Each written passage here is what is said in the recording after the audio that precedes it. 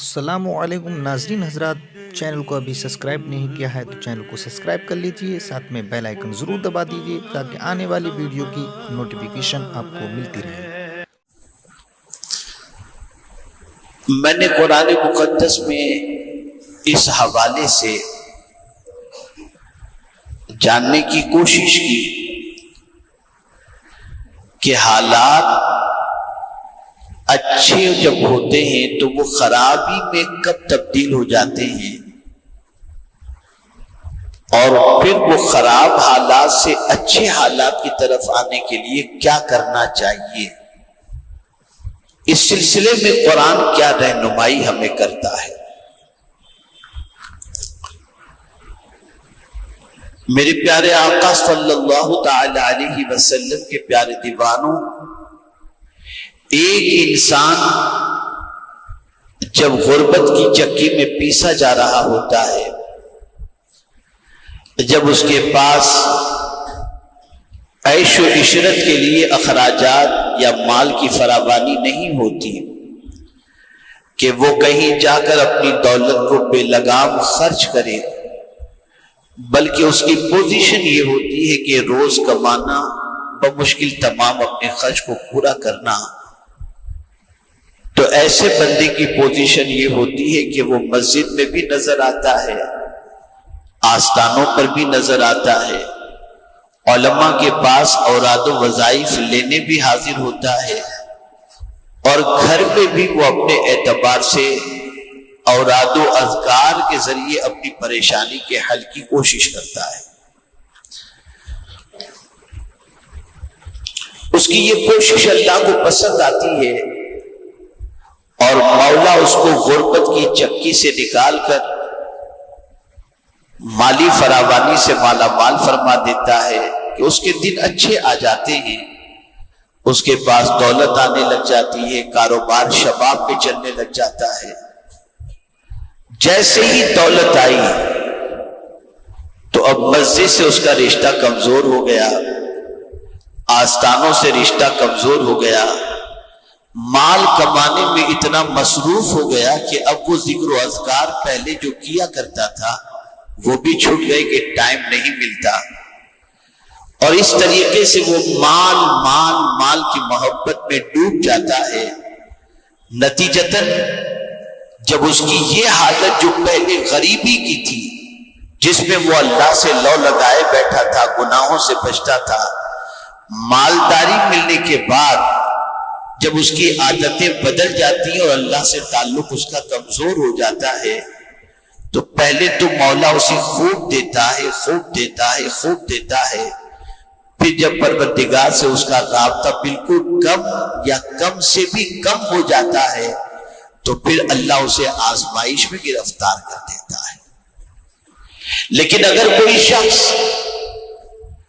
غریبی میں تھا، دولت ملی اور عبادت کرنے لگا، غریبی میں تھا، مالداری ملی اور ذکر و اذکار میں لگ گیا، غریبی میں تھا، اللہ عز و جل نے اسے مال و دولت سے نوازا، اور اس کے بعد وہ تلاوت قرآن میں اور منہمک ہو گیا، اور اللہ سے رشتے کو مضبوط سے مضبوط تر کرنا شروع کیا، اور مالداری کے باوجود بھی اس کے قدم نہیں پھسلے، مالداری کے باوجود بھی وہ گناہوں کے دروازے پر نہیں پہنچا، اور اس نے مال کے ملنے پر اس کا حق اس طریقے سے ادا کیا کہ اس مال کی قدر بھی کیا اور مال کا شکر بھی ادا کیا، تو اللہ ایسے سے وہ دولت چھینتا نہیں۔ قرآن کہتا ہے لَإِن شَكَرْتُمْ لَأَزِيدَنَّكُمْ، اگر تم شکر کرو گے تو ہم تمہیں زیادہ عطا کریں گے۔ اب اس تمہیدی گفتگو کے بعد ہم خود اپنی زندگی کا جائزہ لیں۔ ہماری سوچ یہ ہے کہ امت مسلمہ کے حالات بدلیں۔ آج اگر ہم دیکھیں تو جگہ جگہ پر کانفرنسز ہوتی ہیں تو ٹائٹل دیا جاتا ہے اصلاح معاشرہ کانفرنس۔ معاشرہ بگڑتا کیسے ہے؟ جب ذات بگڑتی ہے تو معاشرہ بگڑ جاتا ہے، اور جب ذات صحیح ہو تو معاشرہ صحیح ہوتا ہے۔ آج ہم سوسائٹی کو سدھارنے کی کوشش کر رہے ہیں لیکن ہم خود سدھرنے کی کوشش نہیں کر رہے. قرآن نے ایک ضابطہ عطا کیا, ایک دستور عطا کیا, ایک قانون عطا کیا, اور وہ قانون یہ ہے کہ اللہ کسی قوم سے نعمت کو اس وقت تک نہیں بدلتا جب تک کہ قوم خود اپنے آپ کو نہ بدلے. ہم اچھے رہیں گے, حالات اچھے رہیں گے. ہم نے اللہ سے رشتہ توڑ دیا یا کمزور کر دیا, ہمارے حالات اچھے نہیں ہو سکتے. اس چیز کو, اس قانون کو ہمیشہ کے لیے ذہن میں محفوظ کر دو. آج بظاہر مسجدیں بھری نظر آتی ہیں, اسپیشلی ممبئی کی سرزمین پر جب ہم دیکھتے ہیں تو نوجوانوں کی ایک بڑی تعداد اللہ کے گھر کے اندر نظر آتی ہے. لیکن اسی کے ساتھ ساتھ ہم اگر ان نوجوانوں کی راتوں کا جائزہ لیں اور ان کی زندگی میں گناہوں سے محبت کا جائزہ لیں تو عقل دنگ رہ جاتی ہے کہ میرے پیارے آقا صلی اللہ علیہ وسلم کے پیارے دیوانوں, دولت کے ملنے کے بعد, مال و زر کے ملنے کے بعد اس قوم کی سچویشن تعیشات کے سلسلے میں اور گناہوں کے سلسلے میں انسان کی سوچ بدلتی چلی جاتی ہے. ایک بندہ یو پی سے آیا ممبئی کی سرزمین پر, ایک بندہ جھارکھنڈ سے آیا ممبئی کی سرزمین پر. جب وہ یہاں پہنچا تو اس وقت اس کے پاس پہننے کے لیے صحیح کپڑے نہیں تھے. اس نے کسی کارخانے کے اندر ملازمت شروع کی. دیکھتے دیکھتے وہ کارخانہ خود اپنا کھولنا شروع کیا, اور جب کارخانہ خود کا ہو گیا, کام کاج خود کا ہو گیا, تو اب آپ دیکھیں کہ وہ اپنی دولت کا استعمال کہاں کر رہا ہے. یہاں سے یہ بات سمجھ میں آئی کہ جب تک انسان خود اپنے آپ کو چینج نہیں کرے سیلف, اس وقت تک اس کے حالات نہیں بدل سکتے. اس میں ضروری نہیں کہ ایک بندہ ہی اپنے حالت کو چینج کرے, نہیں, پوری قوم کو اپنی حالت بدلنی پڑے گی, پوری قوم کو اپنی سوچ بدلنی پڑے گی, پوری قوم کو گناہوں سے اپنا رشتہ توڑنا پڑے گا, پوری قوم کو اللہ کے راستے پر چلنے کے لیے عزم مصمم کرنا پڑے گا, پوری قوم کو نیکی کی طرف مائل ہونا پڑے گا, پوری قوم کو اللہ عز و جل کی نافرمانی سے بچنا پڑے گا. جب یہ پوری قوم اللہ کی طرف رجوع کرے گی تو میں آپ کو ایک بڑا پیارا جملہ عرض کرتا ہوں کہ خدا کی قسم میرے رب کی عظمت پر قربان جائیے کہ میرا کریم فرماتا ہے کہ تم میری طرف ایک بالشت بڑھو گے, میری رحمت ایک ہاتھ تمہارے استقبال کے لیے تیار ہو. ہم خدا کو پیٹ کر کے بیٹھے ہیں, اس کے ارشاد کو ہم نے پسے پشت ڈال دیا. ہم نے اس کے احکام کے حوالے سے یہ سمجھا کہ یہ احکام تو صرف ملا مولوی جو ان کی آج کی انسان کی زبان کے اندر کہا جاتا ہے ان کے لیے ہے. میں آپ کو اپنی زندگی کے طرز واقعات بتاؤں گا تو آپ کی عقل تنگ رہ جائے گی. ماہ رمضان المبارک قریب سے قریب تر ہے. یہ آج سے میں 30 سال پہلے کی بات بتا رہا ہوں. جس زمانے کے اندر میں اسی ڈونگری اور یہ بمبئی کے اس علاقے کی گلیوں کے اندر رات کو گھوما کرتا تھا اور آوارگی کے راستے پر چلنے والوں کو سمجھایا کرتا تھا اور ان کو نیکی کی دعوت دیا کرتا تھا, برائی سے روکنے کی دعوت دیا کرتا تھا. مجھے یاد ہے ایک نوجوان مجھے ماہ رمضان المبارک کے اندر دوپہر کے وقت کھڑک کے اوپر سگریٹ پیتا ہوا نظر آیا. میں نے اس نوجوان سے کہا, میں نے کہا یار تم بڑے عجیب آدمی ہو, کافر بھی ماہ رمضان کا احترام کرتا ہے, تو مسلمان ہو کر کھلے عام سگریٹ پی رہا ہے. اور بڑی معذرت کے ساتھ بہت سارے ہمارے مسلم ہوٹل والے پردہ ڈال کے اندر کھا رہے ہوتے ہیں, یہ بھی ہو رہا ہے. میں نے اس نوجوان سے کہا اگر تجھے کوئی تکلیف ہے, کوئی بیماری ہے اور تو روزہ نہیں رکھتا تو کھلے عام تو سگریٹ مت پی, اور لگ نہیں رہا کہ تجھے کوئی تکلیف ہے یا کوئی بیماری ہے, اچھا خاصا تو مشتنڈا نظر آتا ہے اور رمضان کے روزے چھوڑ رہا ہے. خدا کی قسم اس کے جملے آج بھی میرے کانوں میں محفوظ ہیں. اس نے کہا مولانا روزے وہ رکھے جس کے پاس کھانے کے لیے نہ ہو، ہمارے پاس تو بہت کھانے کے لیے. یہ جملہ تھا.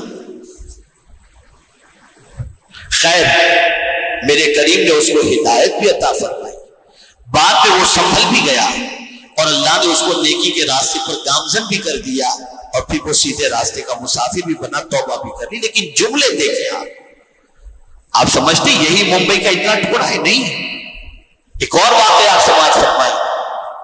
شکاگو کے اندر ایک فیملی رہتی ہے، سادات میں سے، لکھنؤ کے ہیں، وہاں پر وہ شفٹ ہوئے. بڑے نیک، بڑے پارسا، بڑے اچھے لوگ. اتفاق سے وہ پہلے ممبئی میں رہتے تھے. انہوں نے اپنا واقعہ مجھے بتایا کہ ہمارے بھائی کے لیے ہم پڑھی لکھی لڑکی دیکھنے کے لیے ہم سات بنگلے کی طرف گئے. پتا چلا ایک بچی ہے جو پڑھی لکھی ہے، ہائیلی کوالیفائڈ ہے.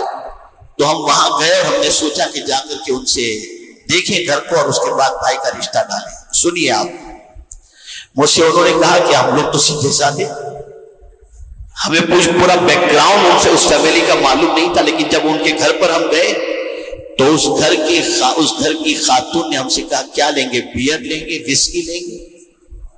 یہ حال ہے. ہم تو اسی وقت وہاں سے اٹھتے اور چلے آئے. آپ سمجھتے ہو یہی سب کچھ نظر آ رہا ہے؟ نہیں. اسی ممبئی کے اندر حالات بد سے بدتر ہوتے رہے.